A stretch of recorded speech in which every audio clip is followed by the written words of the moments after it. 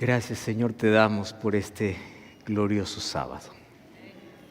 Sábado es ese día de encuentro que tú planificaste desde la creación del mundo para recordar tus dos mayores obras. La obra de la creación del cual nosotros formamos parte y la obra de redención, donde por tu gracia alcanzamos la salvación. Y hoy estamos aquí para poder regocijarnos en ti. Estamos aquí para poder expresar nuestra gratitud, nuestra adoración, nuestra felicidad. Estamos aquí con un corazón dispuesto para escuchar tu voz. Quiero pedirte una bendición muy especial por toda tu iglesia, por cada persona que hoy está aquí para poder adorarte. No existe mayor plenitud, mayor satisfacción, mejor momento, sino es aquel que estamos en tu presencia, donde disfrutamos de la paz, de esperanza, de la salvación, de aquellas cosas que tú ofreces de gracia para todo ser humano. Y hoy queremos una vez más ser abrazados por tus promesas. Hoy queremos que tu Santo Espíritu pueda tocar nuestro corazón.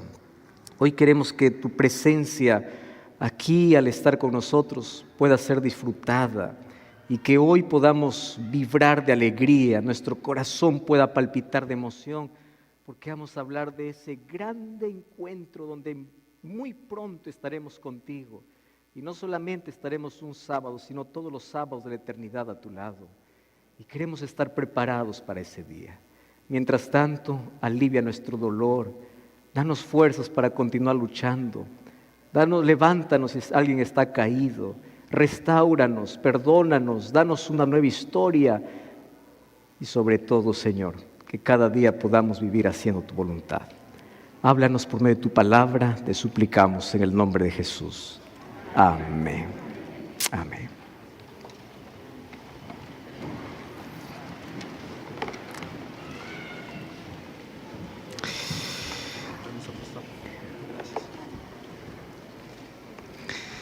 Querida iglesia, un feliz sábado. Me alegra poder hoy estar aquí nuevamente en este sábado, ahora disfrutando de tanta bendición. Sábado para nosotros es tan especial porque fue Dios mismo quien separó este día para poder experimentar cada semana un poquito de lo que será la eternidad. Aquí es donde olvidamos nuestros problemas, nuestra tristeza, nuestro dolor, nuestras inquietudes y nos concentramos en la palabra de Dios. Y cada vez que abrimos la Biblia encontramos en ella esperanza, encontramos fortaleza. Y hoy estamos aquí concluyendo esta semana que nosotros tuvimos noche a noche, día a día, hablando acerca de las bienaventuranzas que existen en el libro de Apocalipsis. Y ahí descubrimos que en Apocalipsis hay 7 bienaventuranzas. Y esas bienaventuranzas son progresivas. La primera es feliz aquel que lee, aquel que oye y aquel que guarda las palabras de esta profecía.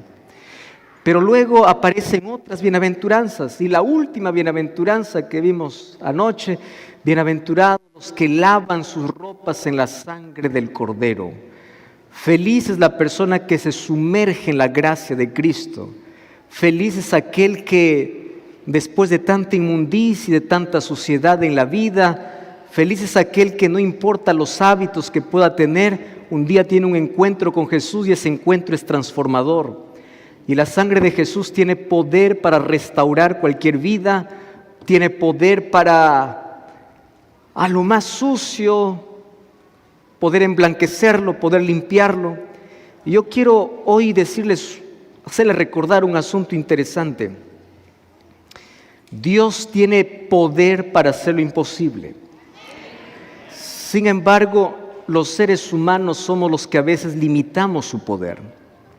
¿Y cómo el ser humano puede limitar el poder de Dios? Dios nos dio a todos libertad, la libertad de elegir. Dios tiene poder para hacer lo imposible, pero el ser humano con su libertad puede impedir que Dios haga, que Dios realice. Dios puede transformar cualquier vida. No importa la vida más quebrada, Dios la puede restaurar. Alguien que dice mi vida está destruida, está quebrada, Dios puede juntar los pedazos de vida y hacer la mayor obra de arte, porque ese es el Dios que tenemos. Dios tiene poder para transformar el corazón más oscurecido por el pecado. Pero quiero que entiendas algo. Tenemos que escuchar la voz de Dios. Y cuando vamos a Dios, Él nos acepta como llegamos, pero jamás nos deja como estamos. Tú puedes ir a Jesús con tu vicio, con tu vida, con tus problemas. Tú puedes ir a Jesús con tus complejos, puedes ir a Jesús con tus traumas, puedes ir a Jesús con lo peor que puedas cargar en la vida, y Él te acepta como llegas, pero no creas que vas a quedar así. Ya descubrimos que Él nos reviste, Él nos transforma, Él va limpiando y Él nos prepara para que un día podamos disfrutar con Él por la eternidad. Y hoy vamos al libro de Apocalipsis, vamos al último versículo de la Biblia, Apocalipsis capítulo 22. Apocalipsis capítulo 22, vamos a leer el versículo 20. Apocalipsis 22, 20. Y como siempre vamos a leer todos juntos. Queremos leer con fuerza este texto, con alegría este texto, porque aquí está nuestra razón por el cual hacemos lo que hacemos y somos lo que somos. Si la vida no tiene el propósito de encontrarse con Jesús, entonces ¿para qué más puede uno vivir? Porque todo lo que uno puede alcanzar en la vida se pierde, todo lo que puedes lograr se acaba.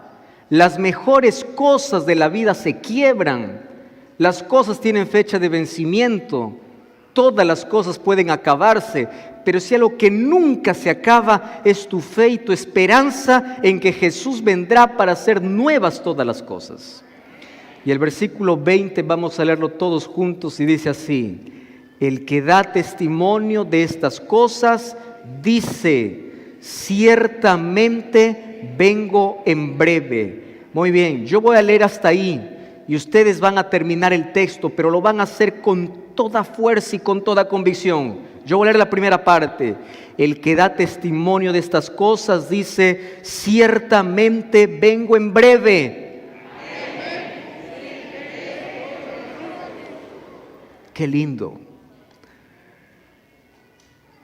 ¿Quién es el que da testimonio de todas estas cosas? Es Cristo. El primer versículo de Apocalipsis dice la revelación de Jesús. Y en Apocalipsis encontramos que se revela Jesús de diferentes maneras. Se revela como el sacrificio perfecto, se revela como el sacerdote perfecto y se revela como el rey perfecto. Hay varios símbolos para Jesús. Jesús aparece como el Cordero, aparece como luz, aparece como el novio, aparece como el esposo. Jesús aparece como el pastor. Jesús aparece con más de 30 títulos. Jesús es mostrado en su esplendor. Y cuando llegamos a Apocalipsis encontramos que como todos los libros del Antiguo Testamento fuesen pequeños ríos que desembocan en ese océano de preciosura, de esperanza, llamado Apocalipsis, la revelación de Jesús. Hay muchas personas que piensan que Apocalipsis es un libro de monstruos, de bestias, y aunque en Apocalipsis encontramos dos bestias que son poderes que se levantan en contra de Dios, aunque en Apocalipsis encontramos dos pueblos luchando, aunque en Apocalipsis encontramos símbolos, quien es revelado es Jesucristo. Y cuando Jesucristo es revelado, Él trae esperanza, Él trae vida, trae restauración. Si tú sacas a Jesús de Apocalipsis, Apocalipsis será un libro de terror. Pero si tú colocas a Jesús en Apocalipsis, Apocalipsis será un libro de esperanza. ¿Y cómo concluye Apocalipsis? A mí me encanta porque la Biblia pudo haber concluido de cualquier otra manera. Pero me encanta porque la conclusión de la Biblia es un tema, la venida de Jesús. La razón de ser del cristiano es la venida de Jesús. Si tú haces lo que haces sin esperar a Jesús, de nada sirve. Por eso es que nos llamamos adventistas.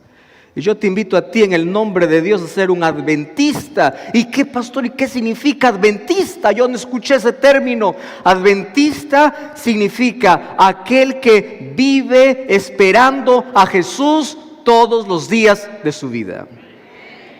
Y yo quiero hacerte recordar una cosa. El día que tú despiertes y no esperes a Jesús, ese día dejas de ser adventista. El día que tú te levantes y digas, yo quiero encontrarme con Jesús, yo quiero que Jesús regrese. Cuando yo vivo pensando y soñando en que Jesús viene, mi vida cambia, mis hábitos cambian.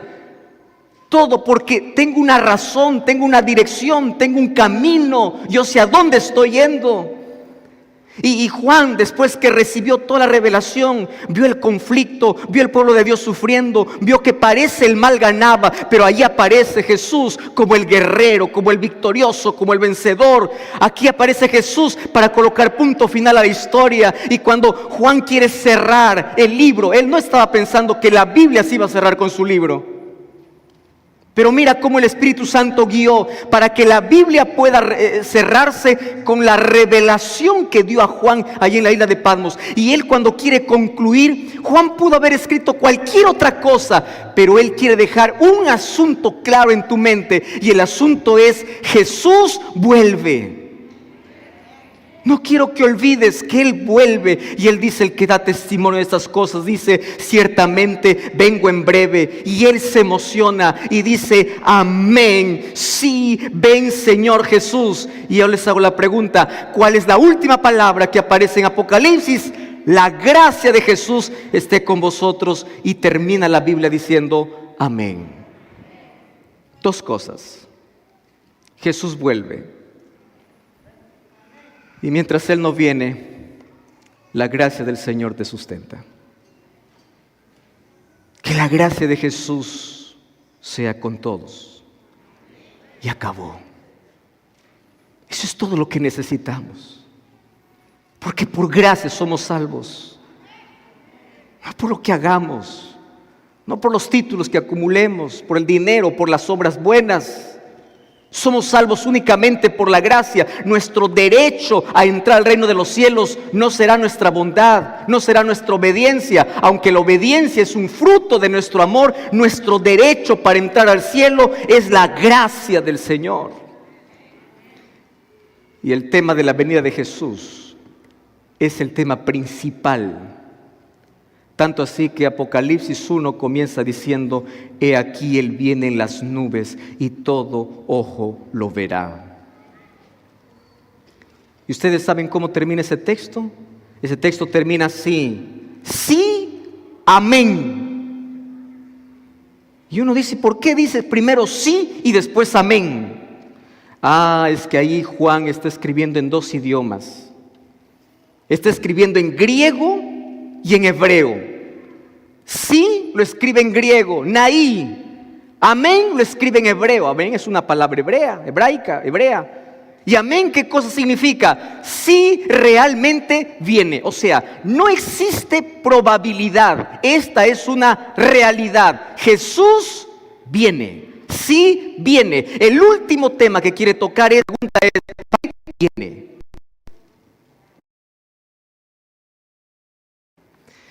Y obviamente que todos nosotros queremos que Jesús regrese, porque cuando Jesús regrese acabarán las despedidas, acabará la muerte, acabará el sufrimiento, acabará todo el dolor. Pero hoy quiero explicarles la razón principal por la cual Jesús viene. Ustedes saben que la salvación viene de Dios por gracia para el ser humano, pero la salvación tiene un proceso. Y yo quiero que en esta mañana ustedes puedan entender cuál es el proceso de la salvación. Y este proceso de la salvación lo vamos a entender con 3 palabras que nos van a ayudar a comprender mejor el plan de Dios para salvar al hombre. Y estas 3 palabras van a comenzar con P. ¿Correcto? Las 3 palabras van a comenzar con P. Yo los llamo a esto los 3 P's de Dios. ¿Cuáles son las 3 P's de Dios? Primera P, penalidad. Segunda P, poder. Y tercera P, presencia. Yo quiero que ustedes primero puedan repetir esas palabras y luego les explico cada una de ellas. ¿Cuál es la primera P? Penalidad. Vamos una vez más. ¿Cuál es la primera P? Penalidad. ¿Cuál es la segunda P? Poder. ¿Y cuál es la tercera P? Presencia. Pastor, a ver, ahora explíquenos de qué se trata esto. Bueno, todos nosotros tenemos una penalidad que pagar por causa del pecado. Porque la paga del pecado, dice la Biblia, es la muerte. Pero en el proceso de la salvación aparece Cristo para pagar mi pena, mi penalidad. Aparece Jesús como mi restaurador para colocarse en mi lugar. Y Él dice, tú mereces morir, pero yo voy a morir en tu lugar. O sea, la penalidad, la paga del pecado, yo lo pago. Porque si el pecado te condena a la muerte, yo me pongo en tu lugar para que yo pueda darte vida. Y la penalidad del pecado, Cristo lo pagó por todos. Cristo en la cruz pagó la pena por toda la humanidad. Entonces ahí viene la pregunta, si Cristo murió por todos, ¿por qué no todos se salvan? Porque allí viene la otra P. ¿Recuerdan cuál es la otra P? Poder. ¿Y qué significa poder? Ahí está el asunto. Lo que pasa es que el pecado nos tiene tan prisioneros que el pecado tiene poder sobre el ser humano y Cristo quiere con su poder romper el poder del pecado en nuestra vida. Eso se llama santificación. Aquello que antes me esclavizaba, ahora me liberto en Cristo Jesús. Primero Jesús me justifica, o sea, quita mi penalidad, quita mi culpa, quita el pago que yo tenía, que es la muerte, y Jesús me da vida, pero luego Él me libra del poder del pecado, que es la segunda P. Antes era un borracho, antes era un drogadicto, antes era un fumante, antes era un violento, pero yo estaba prisionero.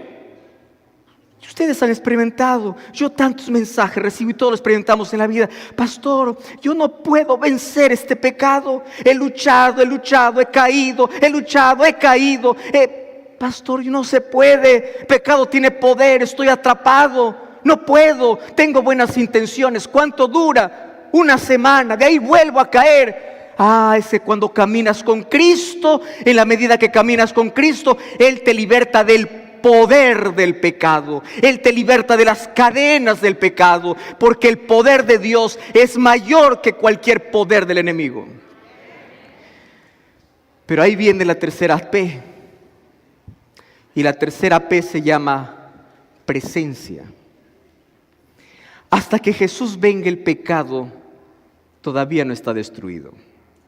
Y será destruido completamente después de los 1000 años en el cielo. Pero mientras Jesús no venga, dice el libro de 1 Corintios capítulo 15, que ocurrirá un asunto interesante con el ser humano. Dice el apóstol Pablo que antes de ir al cielo, todos seremos transformados. ¿Y qué significa que somos transformados? ¿Qué significa eso? Transformación significa que Dios arrancará de nuestra vida la inclinación, la naturaleza de pecado. Porque hoy tenemos una lucha. Por más que nos consagremos al Señor, somos tentados, podemos caer, podemos desanimarnos, el pecado nos asedia. Pero un día tenemos inclinación a pecar. Tenemos el deseo de pecar porque es nuestra naturaleza. Pero cuando Cristo venga, Él nos quitará para siempre de nuestra vida la presencia del pecado. Nunca más tendremos deseos de pecar. Nos deleitaremos en la presencia de Dios. El ser humano estará restaurado por completo. Así como cuando salió de las manos de Dios, el ser humano se deleitará en ver el rostro de Dios, en alabar a Dios, y eternamente será feliz porque no tendrá más rastros de la presencia del pecado en su vida. Jamás. Y cuando Jesús regresa, ocurren 5 R's. La primera R es la R de la resurrección.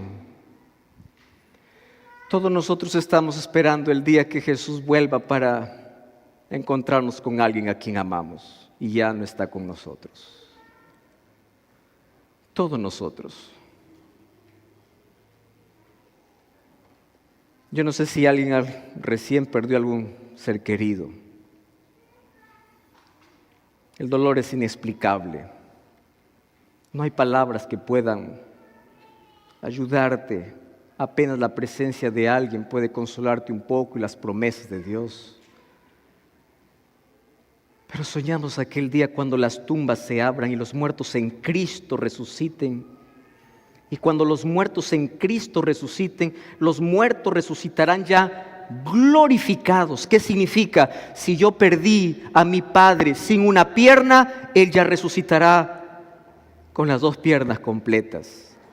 Si es que yo perdí a mi padre con un problema mental, mi padre se levantará lúcido, perfecto.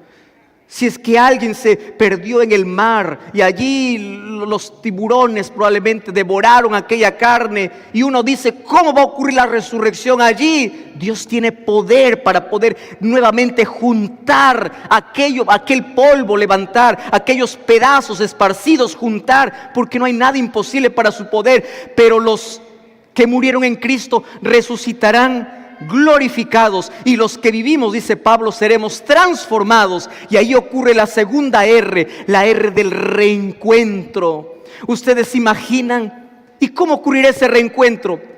El libro de Mateo capítulo 24, versículo 31 dice que cuando Jesús venga en gloria y majestad, todos los ángeles vendrán con él. Apocalipsis capítulo 8, versículo 1, cuando habla acerca de la apertura del séptimo sello, dice que hay silencio en el cielo por una hora. Una hora en la profecía significa una semana. ¿Y por qué hay silencio en el cielo? Porque todo el cielo viene, todos los ángeles vienen, millones de ángeles vienen. ¿Y para qué? Jesús se detendrá en el aire y los ángeles juntarán a las familias. Los ángeles, tú estás aquí en California, tú perdiste a un amigo, a un familiar que está en México. Yo estoy en Brasil, yo perdí a mi padre y él murió en Perú, y tú estás en este continente, y en el otro continente está tu hijo en una sepultura. Pero cuando los ángeles vengan y las tumbas se abran, ellos llevarán al encuentro. Ahí estará la familia reunida una vez más, para nunca más separarse. Ese momento de reencuentro será glorioso. Y juntos nos elevaremos para el mayor encuentro que será con Jesús en el aire. Y viajaremos para disfrutar la tercera R, que es la R de la recepción gloriosa. Todos redimidos de todos los tiempos, desde Adán hasta el último, salvo por la gracia de Jesús, nos encontraremos. Imagínense, hoy estamos controlados por el tiempo, tenemos prisa, tendremos una eternidad sin prisa. Hablaremos con David, con Abraham, hablaremos con Gedeón, hablaremos con personajes bíblicos sin prisa. Pero ahí viene la última R, que es la R de respuestas.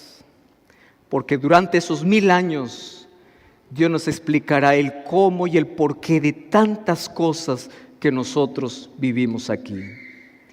Y a mí me gusta resumir todas esas R's en una R, que es la R de la restauración completa.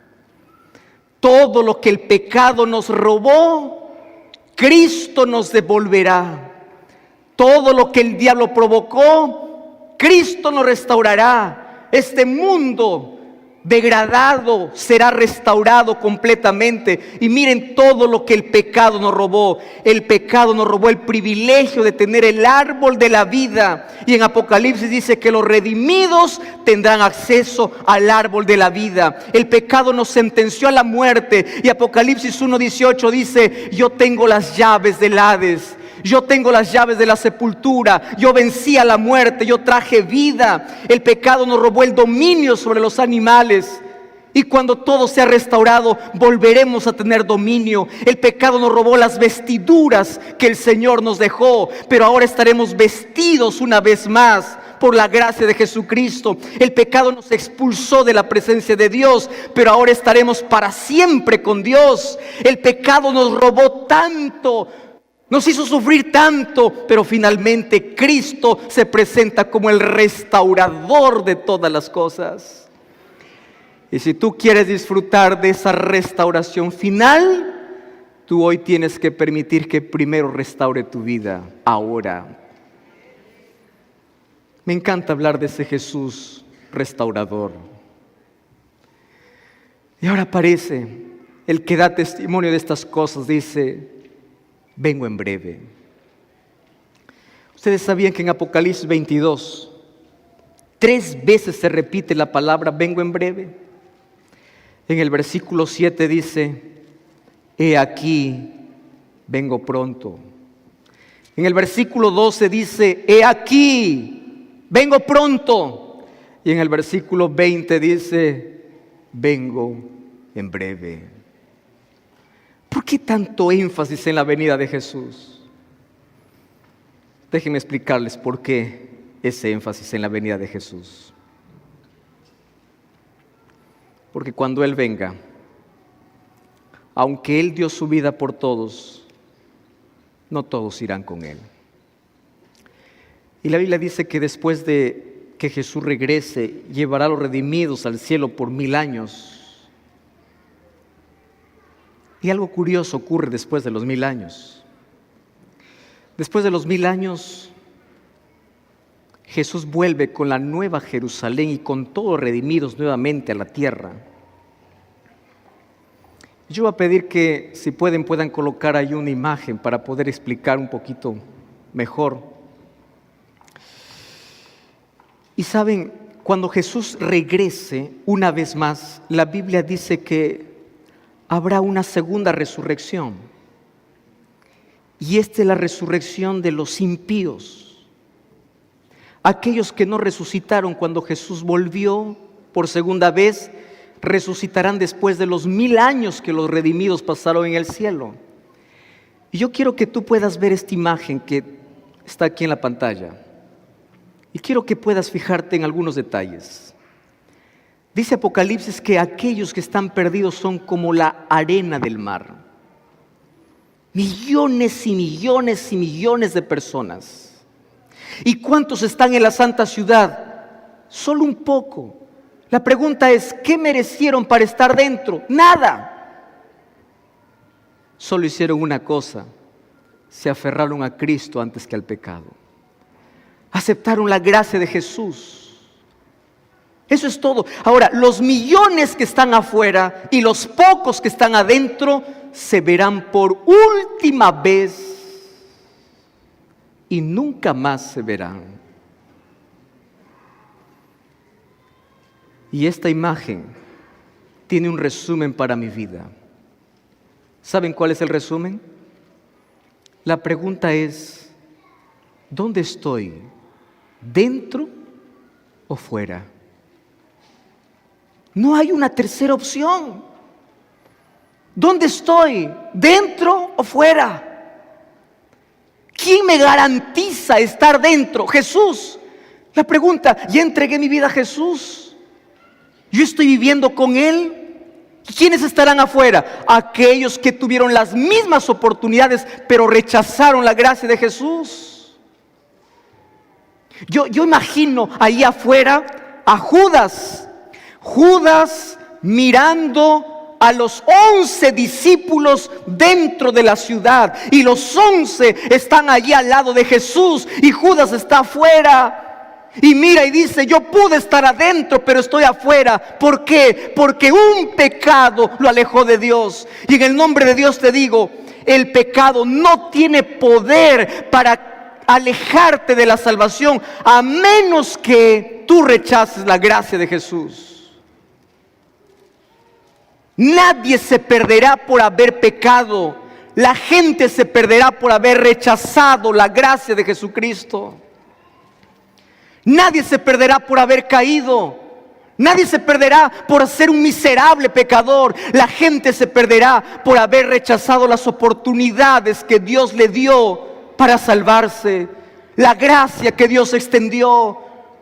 No creas que el cielo estará lleno de perfectos. No, el cielo estará lleno de grandes y grandes y grandes pecadores arrepentidos. El cielo estará lleno de ex asesinos, ex prostitutas, ex ladrones, ex miserables, ex hechiceros. El cielo estará lleno de los peores criminales de este mundo, pero que finalmente se rindieron. Y el lago de fuego estará lleno de pequeños pecadores, gente buena, gente que no hizo nada malo, pero tuvo un solo error: rechazar la gracia de Jesús. Por eso, en el nombre de Jesús, no rechaces su gracia, vive su gracia, acepta su gracia. Cada día que tú despiertas tienes una oportunidad y una pregunta que hacerte: si hoy fuese mi último día, ¿dónde estoy? ¿Dentro o fuera? Lo que estoy haciendo ahora, ¿a dónde me lleva? ¿Dentro o fuera? ¿Sabes qué cosa me causa tanto dolor? Solo imaginar que muchas mamás mirarán de dentro de la ciudad a sus hijos fuera. O que muchos hijos que están dentro de la ciudad verán a sus padres fuera. Que muchos amigos, muchos conocidos, muchos familiares los veremos por última vez fuera.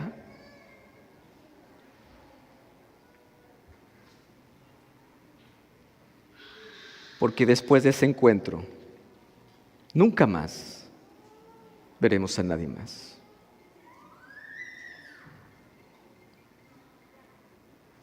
Déjame hacerte una pregunta. ¿Qué cosa te está dejando fuera de la ciudad? ¿Un pecado?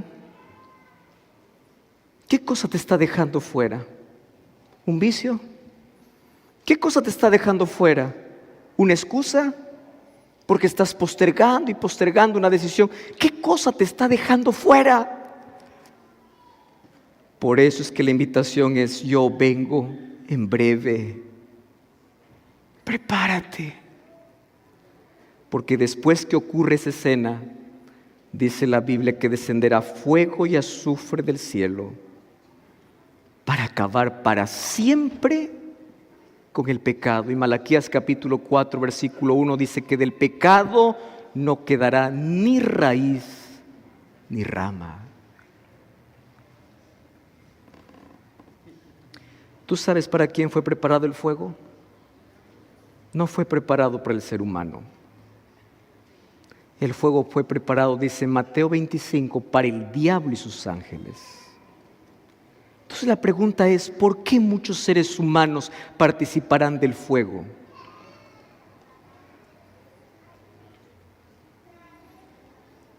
Porque estar dentro, estar afuera es una decisión. Una decisión. Aquellos que se van al cielo cometieron los mismos pecados que aquellos que están afuera. Aquellos que están en el cielo fueron tan imperfectos como aquellos que están afuera. Pero ¿por qué un grupo de pecadores se fue y otro grupo no se fue? Porque aquel grupo de pecadores que se fue, en lugar de aferrarse al pecado, se aferraron a Cristo. Y Cristo los fue transformando. Cristo los fue limpiando. Cristo los fue perdonando. ¿A qué te estás aferrando?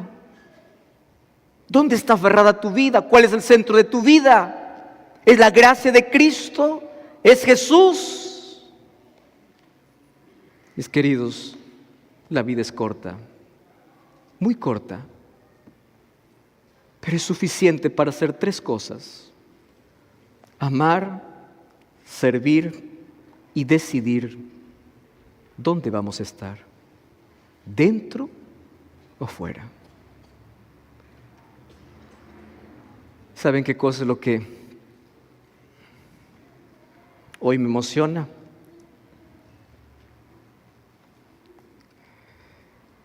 Es que Jesús está tan pronto a volver que mientras todos dormimos, el Espíritu Santo está trabajando en el corazón de una persona que está despierta porque no puede dormir. En el silencio de la noche, en la madrugada de pesar, el Espíritu Santo está alcanzando personas que jamás imaginamos. Nunca antes hemos visto tanta necesidad de la gente buscando a Dios si no fue después de la pandemia. Y la pandemia pudo habernos traído tanto dolor y tanto pesar, pero la pandemia también es un mensaje para decir que el ser humano es frágil, que el dinero no soluciona todo, que el poder no soluciona todo, pero sobre todo esta pandemia nos ayudó para que el Espíritu Santo pueda sensibilizar el corazón más duro. Y yo recibo cada día muchísimas historias, testimonios de personas que se encuentran con Jesús a través del dolor. Porque a veces Dios usa el dolor para llamar a nuestro corazón. Cuando nosotros no escuchamos a Dios en el silencio de la vida, Él usa un micrófono y ese micrófono puede llamarse dolor para decir: yo quiero salvarte. En esta semana yo conocí a Pedro Peralta, conocí también a Mirna Villeda y Clemente Orlando. Un día mientras estaba aquí despidiendo a algunas personas que se acercaban, Pedro se acercó y me dice: pastor, yo estoy aquí para poder agradecer a Dios y agradecer porque un video que encontré en YouTube hizo que yo no pueda dormir toda una noche entera cuestionando lo que yo estaba haciendo. Un solo video. Pero Pedro no se quedó con el mensaje. Pedro compartió el mensaje con Mirna, compartió el mensaje con Clemente. Y miren cómo el Espíritu Santo hoy llama a sus hijos, y Dios siempre busca a las personas sinceras, a las personas que están buscando la verdad. Nunca los deje en la oscuridad, y los llama y los llama. Y esta mañana tanto Mirna, Pedro y Clemente hoy serán bautizados aquí. Yo no sé si están aquí, pueden ponerse en pie, por favor. Pónganse en pie, que Dios los bendiga. Miren qué lindo. Vamos a saludar todos allí. Bienvenidos a esta su iglesia. Bienvenidos al pueblo de Dios. Que Dios los bendiga. Gracias. Y así como ellos hay tantas otras historias. Y tú que estás allí sentado en tu cuarto, tú que estás ahí en tu sala y estás participando de esto, la pregunta es: ¿qué te está impidiendo para poder entregarte a Jesús?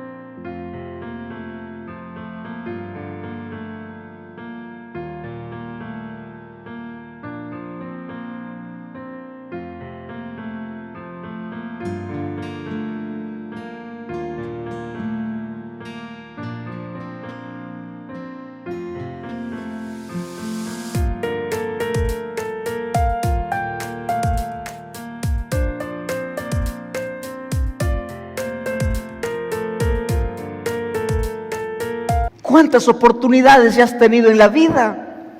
¿Qué cosas están amarrando? ¿A qué te estás aferrando? El Espíritu de Dios está trabajando en ti. Sí, te estoy hablando, tú que estás ahí en tu cuarto, tú que estás ahí en la sala, estás sentado y estuviste buscando en Facebook o en YouTube y allí te quedaste en esa transmisión.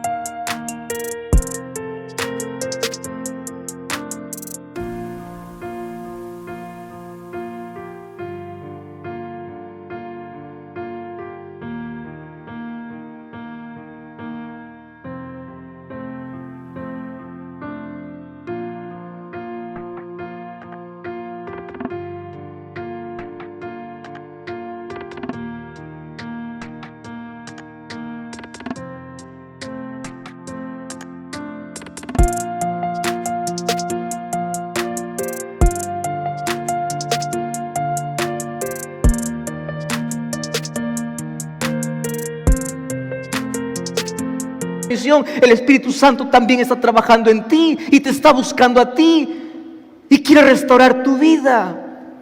¿Y hasta cuándo tú vas a esperar? Un día todas las invitaciones se silenciarán. Un día la gracia se terminará. Un día las oportunidades se acabarán. Y cuando llegue ese día, la pregunta sigue: ¿dónde estarás? ¿Dentro o fuera? Por eso, en el nombre de